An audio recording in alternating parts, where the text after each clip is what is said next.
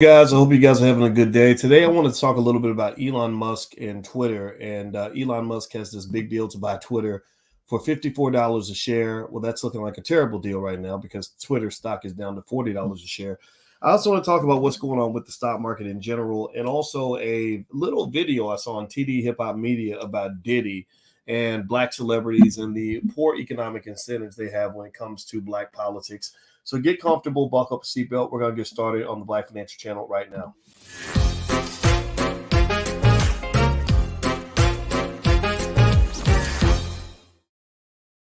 Hey, what's going on, guys? Welcome to the Black Financial Channel. That's theblackfinancialchannel.com. My name is Dr. Boyce Watkins. I'm your friendly neighborhood finance professor. On the Black Financial Channel, we talk about black wealth and black economics every day, sometimes as much as 10 times a day under one condition. The condition is that we are black first. Black first means that we put our community at the top of our priority list. Black first means we educate our own children. Black first means we love the black man. We love the black woman. Black first means that we are going to teach wealth to our kids and to our family. If you agree with this philosophy, put a hashtag B and the number one in the chat. Hashtag B1. How many B1 people we got in the building? Aaron H. How you doing? I see you. Mary Jane Lucas. That's a great name, by the way. It just kind of rolls off the tongue. It's very rhythmic. Julian Knight, and I see you. And everybody on Instagram, what's going on? My Instagram is The Real Boyce Watkins. Shout out what city you're coming from as well. I always like to see what cities you guys are in. And I'll be in Chicago on the 15th. I don't know if you guys know, but me, my wife and I, we haven't done an event in Chicago for years, probably 3-4 years. And this will be the one time. And so we probably won't do it again for another 3-4 years. But if you want to join us, just go to boyceandalicia.com, or you can go to boycewatkins.com, either one, and just click on events, boycewatkins.com, and you can join us for our event on Sunday. But it's adults only. Don't bring kids. It's adults only. But anyway, we'll talk about that more in a second. So first thing I want to bring up today in terms of things that are on my mind, I don't have a lot of time. We're about to drive our son back to college. But I was thinking about Elon Musk, and I was looking at the Elon Musk deal with Twitter. And give me a yes if you know that Elon Musk was going to buy Twitter, if you followed that at all, if you paid any attention to that. So there's a whole conversation about Elon Musk buying Twitter.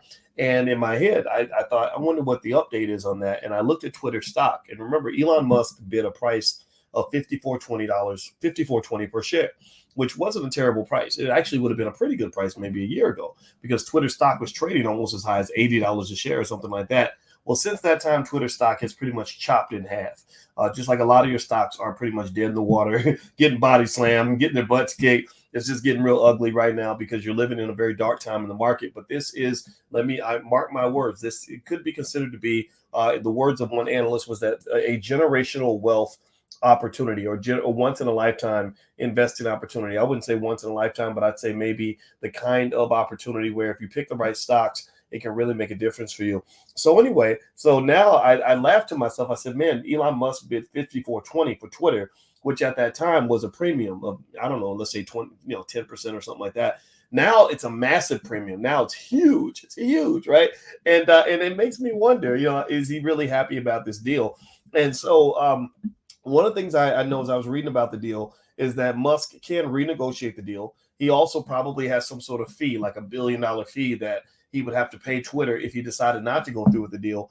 I would honestly say that I don't think that Elon Musk should buy Twitter. I think that that's going to be a huge commitment. I don't think that, I understand why he's doing it. He's doing it more so for philosophical reasons as opposed to economic reasons, because I don't think Twitter is the best investment he can make. But I think that he also understands the power and the importance of impacting public policy, free speech, things like that. But then again, though, remember when he grabs Twitter, he's probably going to be doing congressional hearings and all this other stuff, because there's a lot of concern in Congress about these tech giants having so much control over what people are allowed to say. So I don't know how that deal is going to go. I'm going to keep following up on that, and I'll keep you guys posted on that.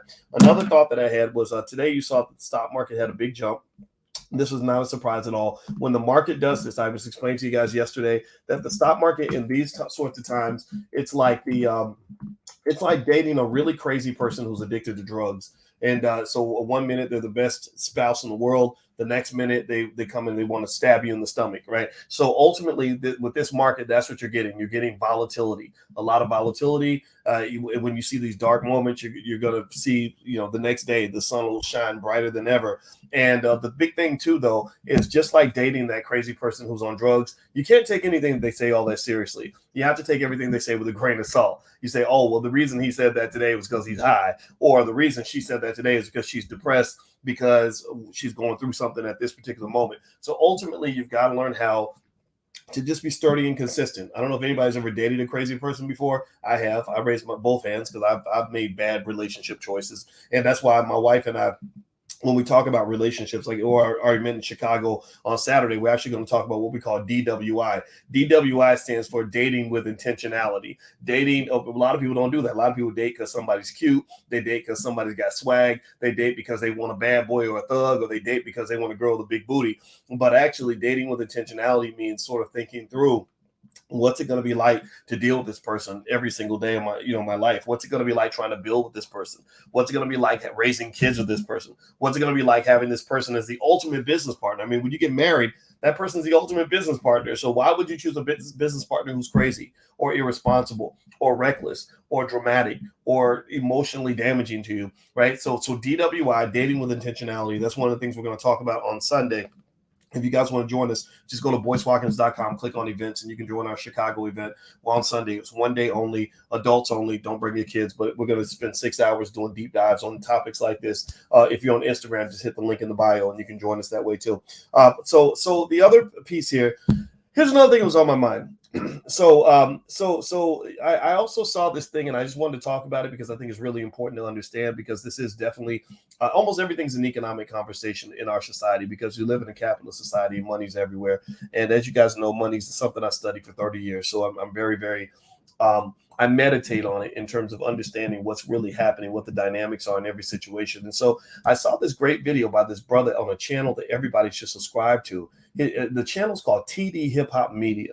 And if he's watching, I hope he's watching to know how much I appreciate his content. I hope he reaches out to me at some point, because I would love to talk to him, because he is committed. He's thorough. I don't even know the brother's name. I just know his channel's called TD Hip Hop Media. So we're going to call him TD. And so TD on TD Hip Hop Media did a great video where he was talking about Diddy. He did an analysis on how Diddy kind of flip-flopped on the black community in the last election cycle. And so in order to prepare, if you stay ready, you don't got to get ready. If you're proactive, then you don't have to be reactive. If you prepare in advance, you don't have to get mad after the fact. So the reason I thought this video was interesting is because I think it's very important as we prepare for the next election cycle to just be ready for the dirty tricks that they tend to play on black people, to extract wealth from you and give you nothing back, to extract votes from you and give you nothing back, to extract power from you and give you nothing back. And he pointed out Diddy. Now, I'm not accusing Diddy of anything. If Diddy sees this, Diddy's welcome to call me and explain his side of the story. But I'm gonna tell you like this. Let's break this down. Diddy was a guy, according to TD Hip Hop Media, who leveraged all the energy that was coming out of independent black-owned media. All the people that were speaking on these issues, Tariq Nasheed, myself, Jason Black, Vicky Dillard, and some others. And he took this energy and he started using the language that we use. Right, he was using the language like about reparations, no vote. We have to hold our vote hostage, and he even took the liberty in an interview with Naomi Campbell to say, "I think I'm going to hold the black vote hostage if we don't get something that's going to improve the lives of black people." So he appointed himself as the de facto leader of the black community, which is a problem right there. You got to stop letting rappers be black leaders. Rappers are rappers. They're not black leaders. Entertainers are entertainers. They're not black leaders. Celebrities are celebrities. They're not representatives of the black community. So stop that. We need to stop that right now. No disrespect to Diddy, but we got to stop that. You got to earn that spot. You don't just get it because you made a couple albums with Biggie back in 1996. So then what he does, which was really interesting, was he did another interview with Charlemagne. And after taking this momentum and then also promising to create this party, I think it was the We the People Party, or We the All Black Party. So I can't remember what it was. It was something black and it was a political party, right? He goes on an interview with Charlemagne and he says, "It will be irresponsible for me to tell black people to withhold their vote," right? So you're reversing everything you just said, everything you said about withholding the vote. You're now reversing that, because he said, "We're in the epic battle of love versus hate. The number one goal of black people must be to get Trump out of office." And nobody told him to make that announcement. Like none of us said that.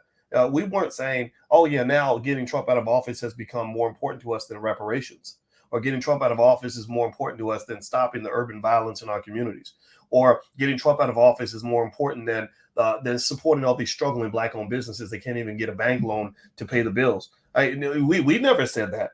But suddenly Diddy goes into this emergency mode. This is how they manipulate you with emotionality. This is why you got to be real careful about what you emotionally respond to. I guarantee you that in the next election, they're going to find something that's going to trigger you. They're going to start talking about police shootings. They're going to start marketing those. They market those just like you market Aunt Jemima pancakes. They're going to market it like it's Nike sneakers. They're going to start marketing anything that gets you feeling sensitive or gets you feeling like, oh, no, they didn't, and all this other stuff. And next thing you know, you're going to be voting based on emotion, not logic. You're going to be voting based on fear as opposed to voting based on preparing something for your future children, or your grandchildren in the future. And so I remember, I think he said something like not voting means you're supporting a race war. Now, I want to ask y'all a simple question. He said, so Diddy said that if you don't go out and vote, there's going to be a race war. So let me ask y'all this. Has there been a race war in America? I mean, a real, straight up whites versus blacks. Everybody got the guns out, tanks, rolling down the street, missiles being shot across the sky. Has there been a race war in America since the last election? Did the world fall apart? Did we all just, end up in this chaotic state? Or is life just kind of going on the way it was before? Life is just going on. Like there was no race war. They put that in your head to scare you into showing up and voting for nothing. And I can tell you, I will tell you this till the day I die. It is not logical for you to give up something for nothing. That's some racist nonsense that only black people are supposed to absorb. It is not logical. I don't care what you say. I don't care how mad you get. I don't care what people got to say. If people get mad, they're only mad because we're calling out the nonsense. It is not logical for you to go vote and then not get anything in return. No other community is that damn stupid. So I'm tired of black people being in last place. I'm tired of our people getting at the back of the bus. I'm tired of our people getting lied to. I'm tired of our people being used. I'm tired of us giving up something and receiving nothing. So I'm just going to tell you this right now. Whatever your issue is, whatever it is, my issue is reparations. My issue is also mass incarceration. I am not going to support a Joe Biden type figure until they go back and deal with the 100,000 black men and women that they locked up during the war on drugs. They put the drugs in your community and then they locked you up for the drugs. They didn't lock up white boys who were buying the drugs. They didn't lock up college kids who were getting high on the drugs. They didn't lock up the rich people in the suburbs who were rolling down through the hood to cop some crack or cop some heroin. They weren't locking them up. They were locking up your sons. They were locking up your uncle. They were locking up your daddy. They was locking up your family. So until they fix that issue for me, I'm not voting for anybody, any Democrat or Republican. I'm just not going to do it. You get mad. Ebony Magazine pretty much banned me. Literally, I had an article that was going to appear in Ebony, and one of the high-level people, said, we'll never publish anything from Boyce Watkins. Well, this is what the elite do. They block the masses. They block black people from getting what they want, and they are conspiring with the racists. America is the ultimate plantation. That's what it is. It's a big old plantation where you got the massa at the top, and they find their chosen Negroes who are in the elite, and they give them money. This is why it's an economic conversation. This is why you got to have your own money. This is why building your own wealth is so important. So this is a wealth conversation. Those who don't understand think I'm having a purely political conversation. When you can't have a political conversation in America if you don't talk about wealth. If you don't talk about the money, then you can't talk about the politics. If you don't talk about the money, you can't talk about the education. If you don't talk about the money, you can't talk about the policy, because you got to pay your way into the goddamn conversation. Do you understand what I'm saying? This is a pay-to-play society that you live in, and you sitting out there kumbaya, marching, praying, holding up signs that say Black Lives Matter, thinking that's going to make a difference. No, what moves this country forward is the money. Take it from a finance PhD. That is my doctorate. I understand how money flows. I see money. You can look at it and you say, boys, I just see a tree. I'll be like, no, I see the economics around that tree. There's money everywhere. It's like oxygen. It's everywhere in this society. So what I'm saying to you is that at the end of the day, black people, we gotta commit ourselves to being smarter. We got to commit ourselves to being more disciplined. We got to commit ourselves to being more focused. And you can't fall for the okie doke. So I just want to give a public thank you to this brother who runs his channel at TD Hip Hop Media. I hope that you will go and support his channel because he does the really good investigative work. And again, this is not a diss on Diddy. You guys know I work closely with Ice Cube. I vetted everything I saw Ice Cube doing, and I can just tell you, for those of you that believe anything I say, what I saw with Ice Cube was very legit. When he called me, I did not assume it was legit. I needed to verify it for myself. And what he was doing was legitimately beneficial to the Black community. And one way you could tell that it was legitimate is by how hard the elite worked to stop what he was doing.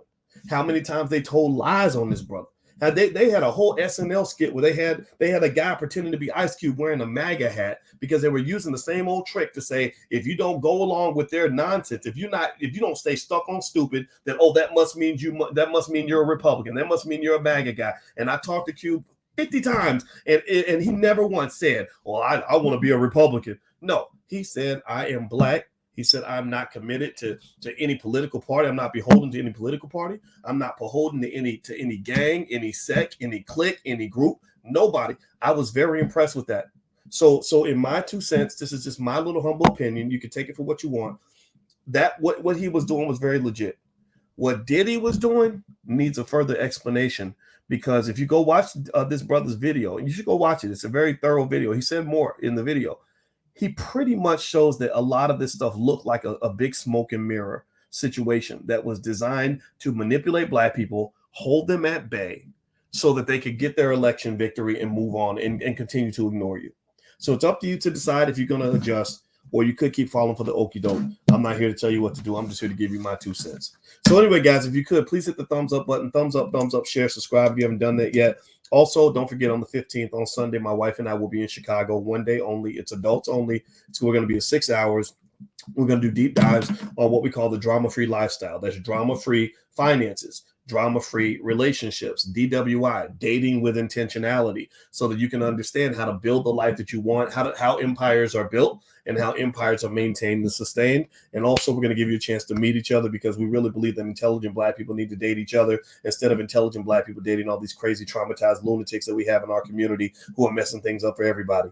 I want you to elevate, but I need you to be around people that also elevate with you, so that you're not carrying a bunch of dead weight as you're trying to elevate to a higher frequency. Okay. The last piece here is if you believe in our financial workbooks for your children, or you want to go take a look, feel free to take a look at financialworkbooks.com. We have workbooks that cover every single grade band for every single child in your family. So feel free to go to financialworkbooks.com. You can pick up a bundle pack there that will help your kids. And I hope that this benefits you. All right, guys, I'll talk to you guys later. I'm about to go hit the road. We're about to go up here and yell at our son because he's up here still in the bed, and we're trying to get his ass up so we can take him to school. So let me go be a dad for a little while. And I love you guys, and I'll talk to you soon. And please have a wonderful day. Take care now. Peace.